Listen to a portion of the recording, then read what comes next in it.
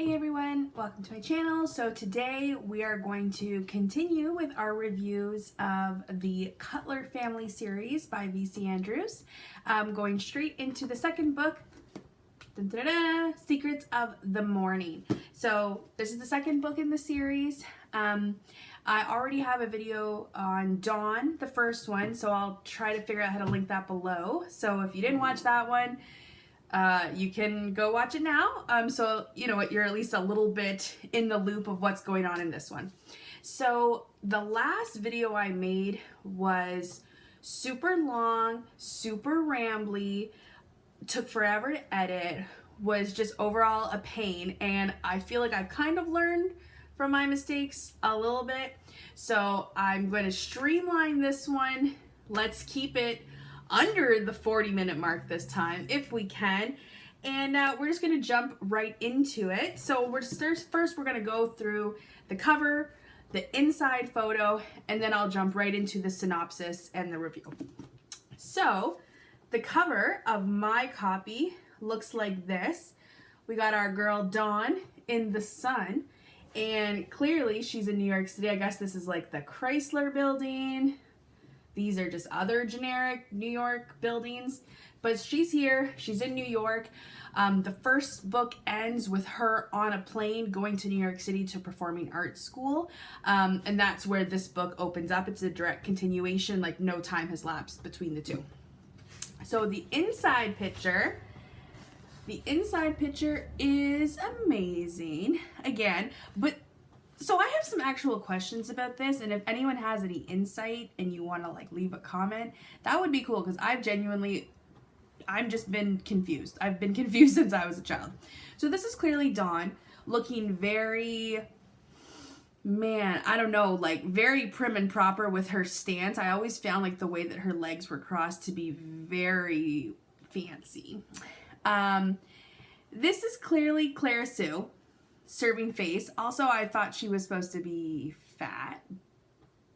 And this is Philip, even though he looks like a 45-year-old man and he's supposed to be like 17. Sure. This is Grandma Cutler, obviously. But this dude and this dude are a serious mystery. So this guy, I'm thinking, is Michael Sutton. Because he's actually a character in this novel, whereas Jimmy is in it very, very little. So this is either Michael Sutton or Jimmy. Hard to say. Like, obviously the way that they're bent down beside Dawn indicates some intimacy. I genuinely have no idea.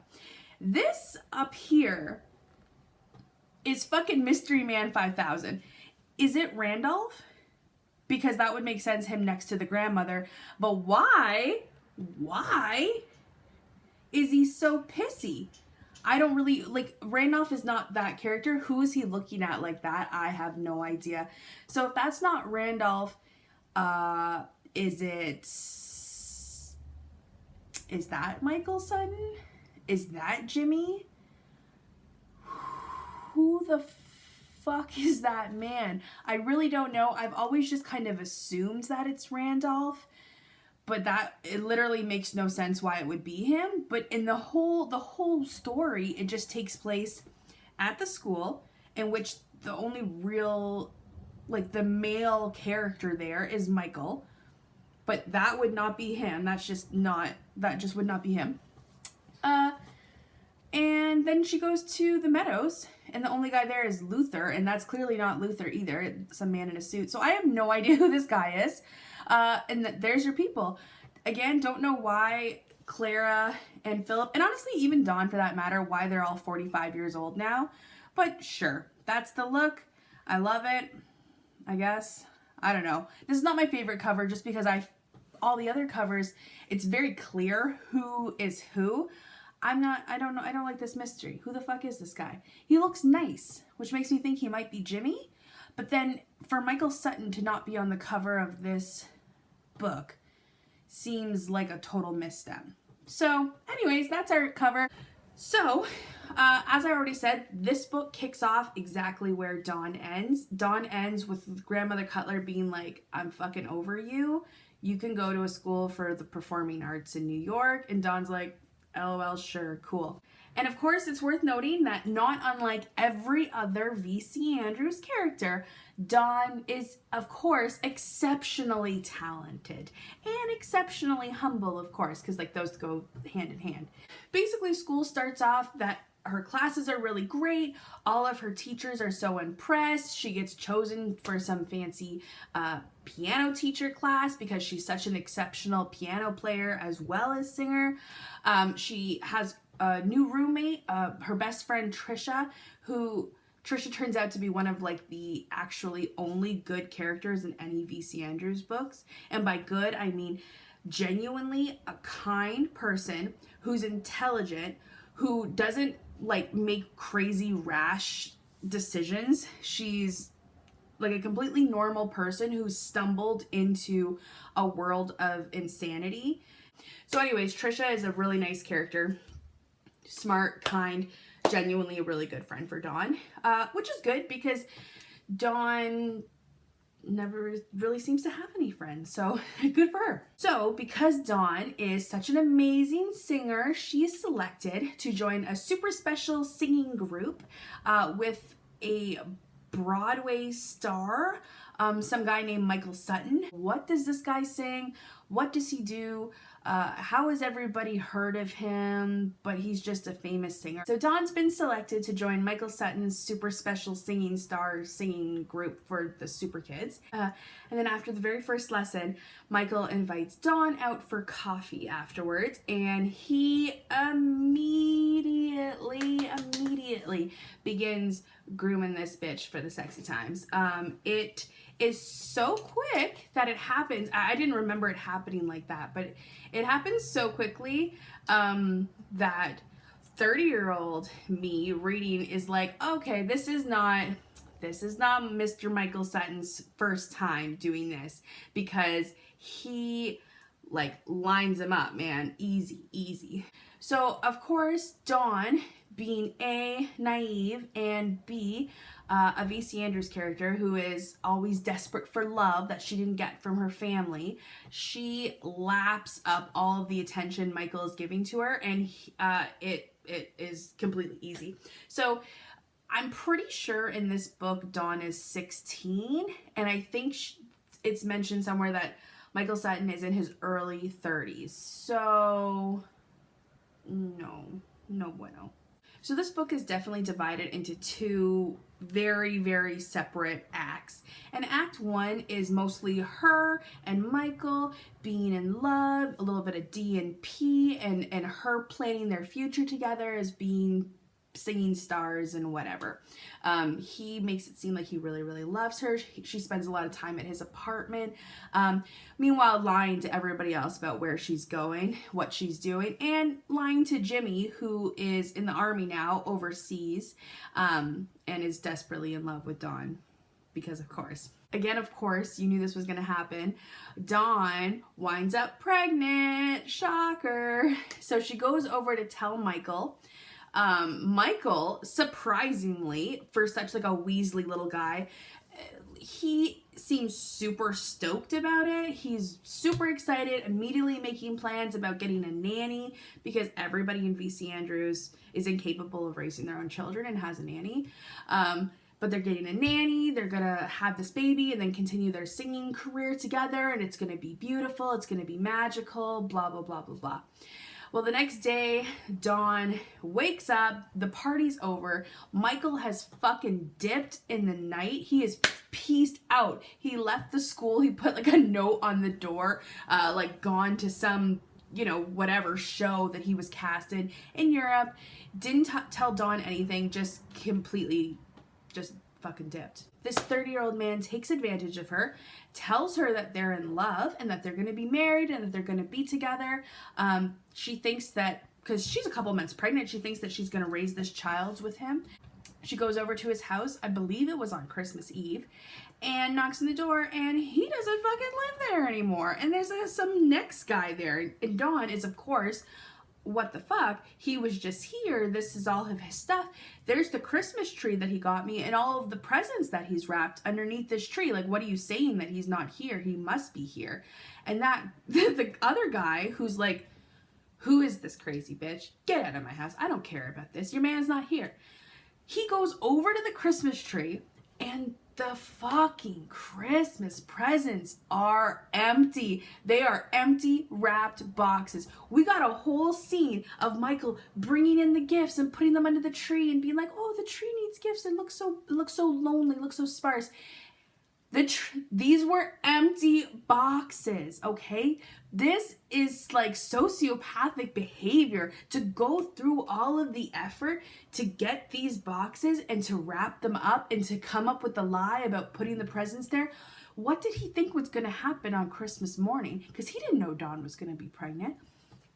So I don't understand. And the amount of effort that it would take to find a box, an empty box, wrap it up. Just put a fucking gift in there, man. Just put a fucking present in there. But whatever. It was all empty boxes. Dawn trips balls, runs outside, smoked by a car in the hospital where they clearly find out she's pregnant. She's a fucking minor. So of course they call her family and she wakes up to the tick tick tick of the cane of Grandmother Cutler coming down the hall. So the grandmother is, of course, like, we sent you to school to be a singing star, but instead, here you are, fucking pregnant, smoked by a car, you're done. You're not coming back to the hotel because obviously it would be a scandal that you're, 16 years old and pregnant. So we're going to send you to live with my sisters at the Meadows. Dawn is sent to the Meadows to live with Grandmother Cutler's sisters. We have Miss Emily and Charlotte. And this is really the second act of the book, and it really is split from the first act. Those characters from the school, they're not really referred to much anymore. We don't see them ever again, and we just have pregnant Dawn at the Meadows. So the place is in total disrepair. Miss Emily is a classic, frugal, religious nut, a character that is super common in V.C. Andrews' books. Think Olivia, think Joel. That is Mrs. Emily's whole deal. Very pious, and also super sadistic and a total bitch, which those also seem to go hand in hand in V.C. Andrews books. Makes you have some serious questions about like the people in her life, right?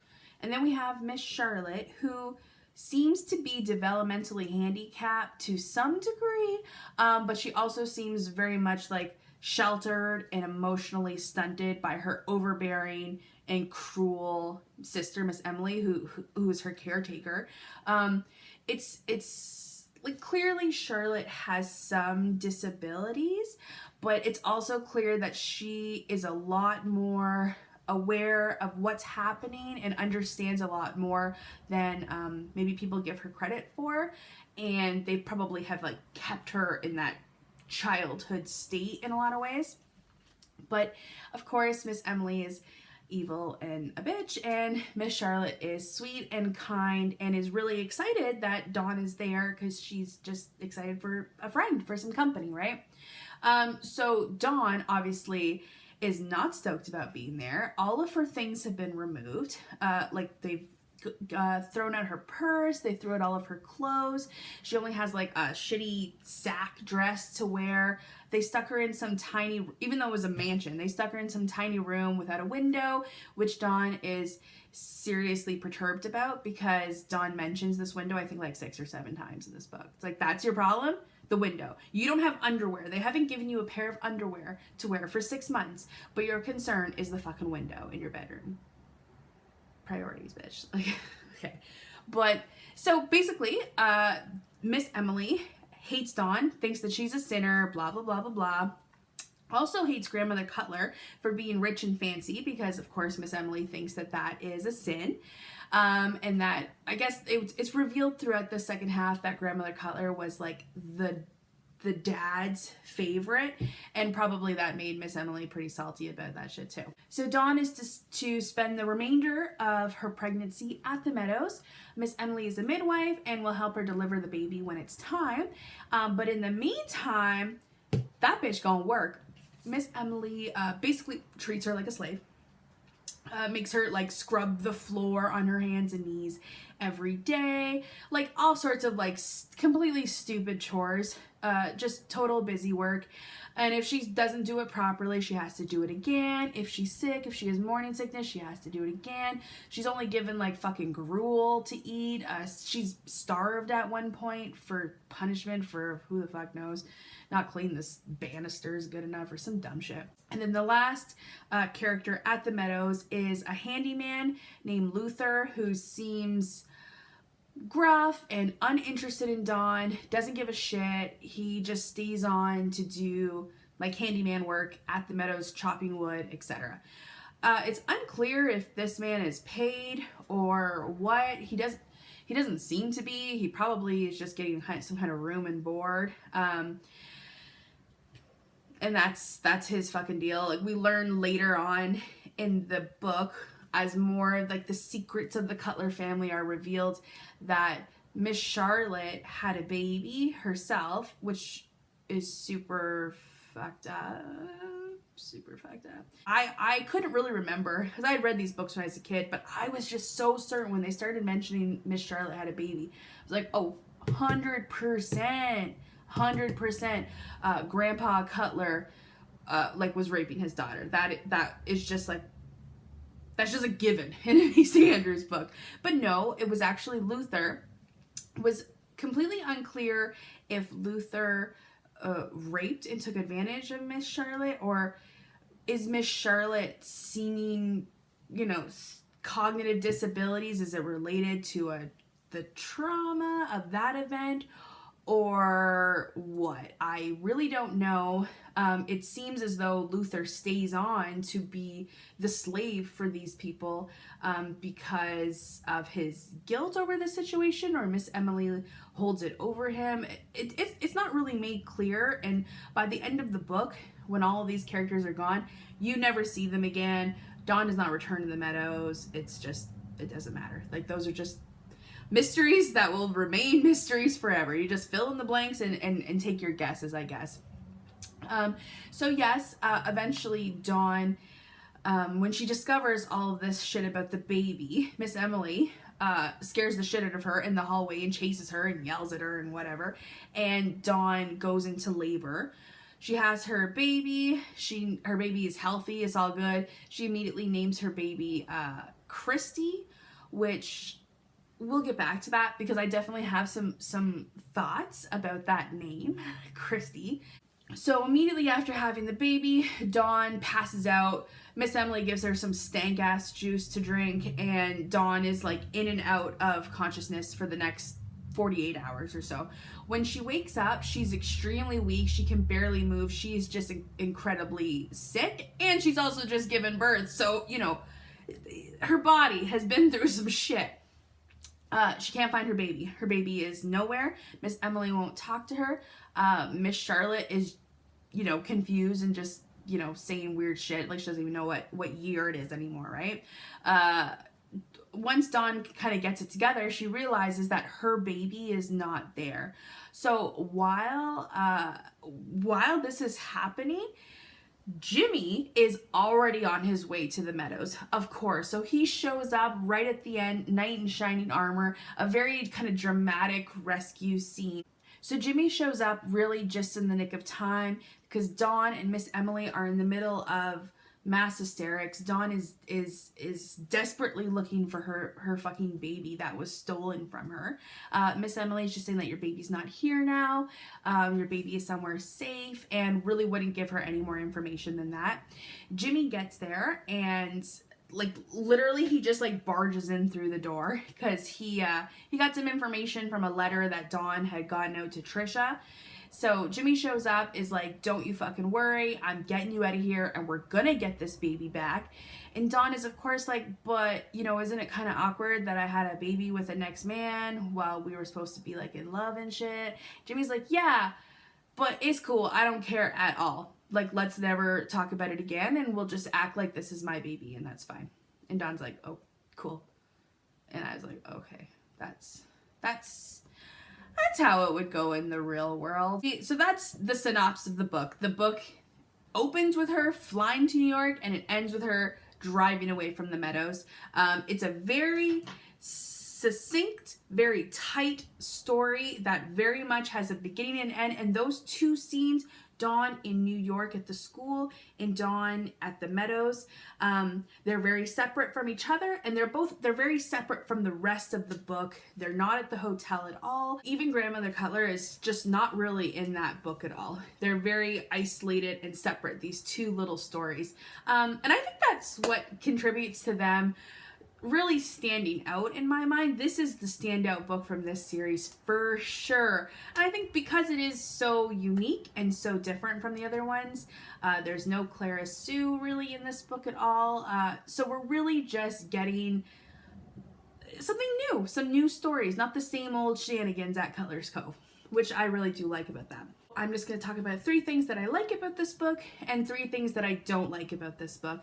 And in this part of the video, I can, highlight hilariously bad writing or really interesting plot points or whatever, anything that I like that stands out, or anything that stands out in a negative way.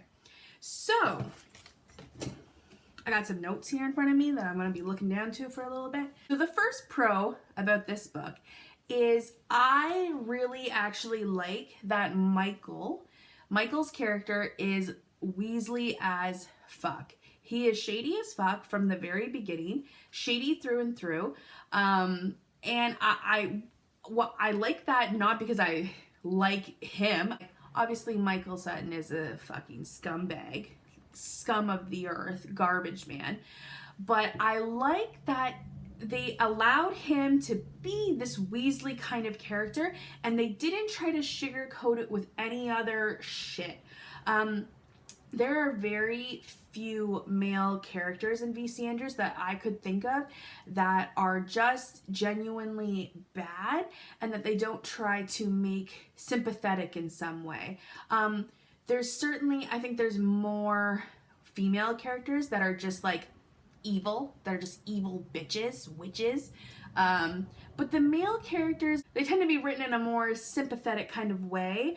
Like you're supposed to, understand that they're tortured and that they may be flawed, but there's a reason for that. And ultimately, they're not evil. They're just maybe, they're being misled, we'll just say.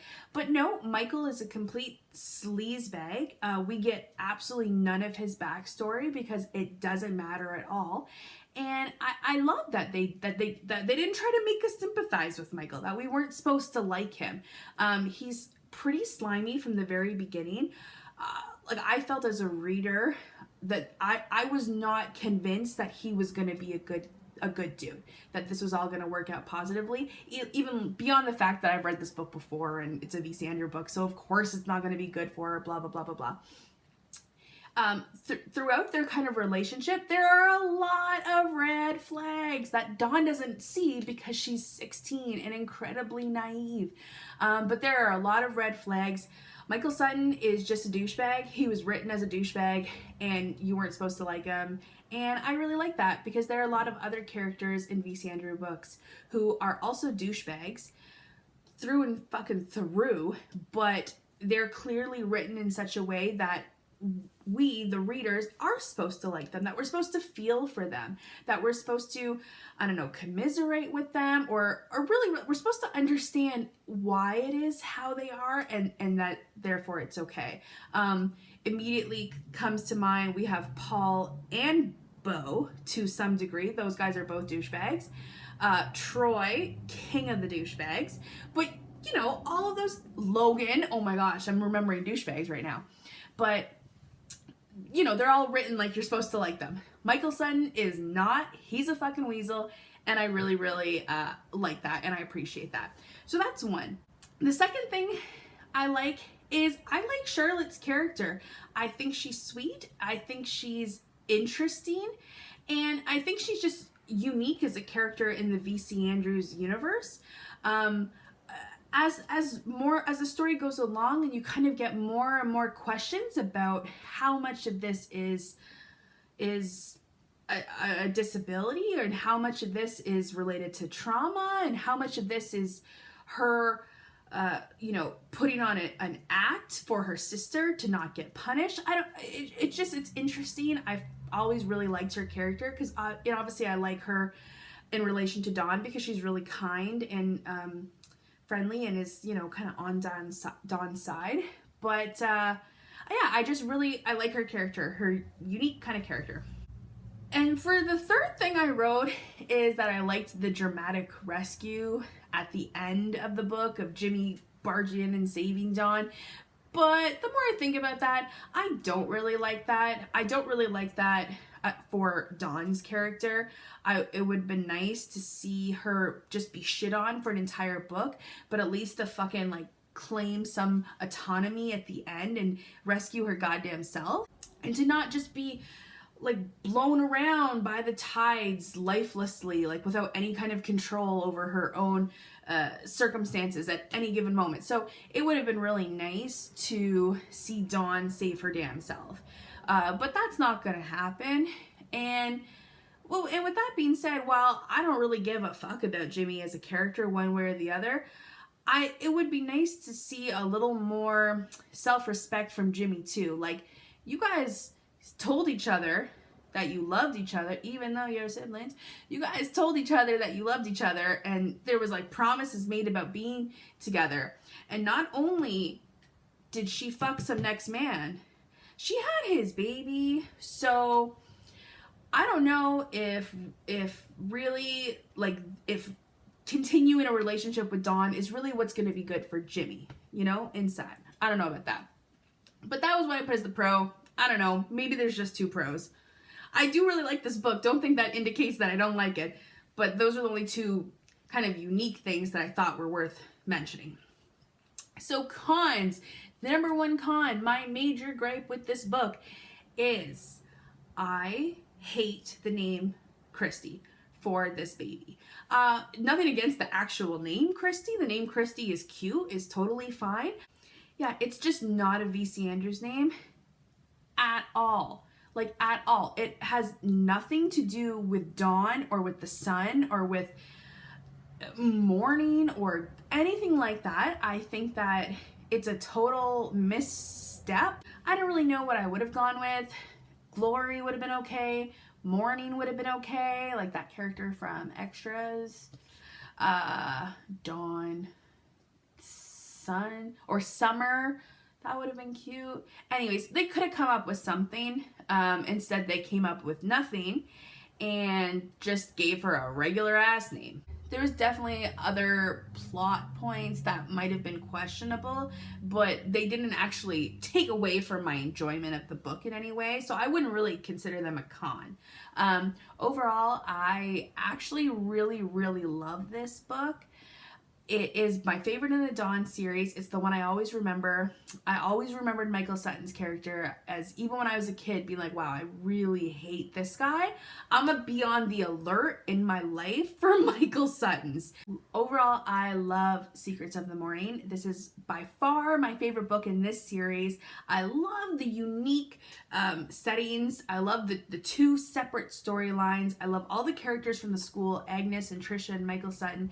Then we have Miss Emily and Charlotte and Luther, and I really enjoy both acts a lot. And so overall, that's what makes this book the strongest for me and the most memorable of the Dawn series, because I last read these when I was like preteen, you know, like it's been quite a while. You don't necessarily need to read Dawn first to understand this one, but who the heck would start a V.C. Andrews series with the second book? You got to start with the first one, just to put everything into context a little bit more. But I really, really enjoy it. Looking forward to finishing the next book. About halfway through, really liking it so far. And so that's all for now. Hoping to get the next video up shortly. But in the meantime, if you haven't already watched my first video, the review for Dawn, it should be linked below so you can go watch that. And if you like this, and if you like these videos, I'm gonna do the rest of this series for sure, and you know, hopefully go on from there. So stay tuned. There's not a lot on YouTube about Dawn. There's not a lot on YouTube about there doesn't really seem to be a lot on YouTube about the other V.C. Andrews books, which is a shame because while Flowers in the Attic is iconic, And so while Flowers in the Attic is iconic, all these other books are amazing too. So stay tuned. I'm going to continue with Twilight of the... What? Twilights of the Morning? I don't remember. Secrets of the Twilight? No. Whatever the next book is called, I'm in the middle of reading it and I don't know what it's called. Like, fuck. So I will be putting that video up soon. Let me know in the comments if you like this kind of more structured format a little bit better, or if you have any tips or suggestions moving forward, because I super don't know what I'm doing here. And I think that's it for now.